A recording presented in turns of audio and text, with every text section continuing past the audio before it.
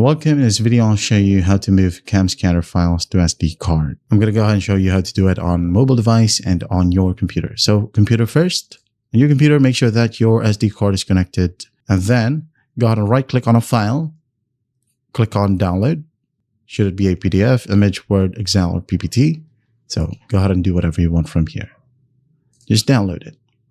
Now go ahead and find your SD card from the list. So for example, this one is your SD card. So just click on it and click on save.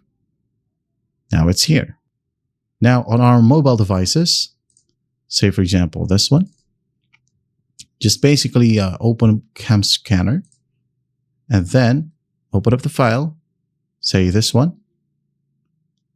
Go ahead and tap on the three dots at the very top and then save to gallery, right? Tap on save. It says here save to gallery.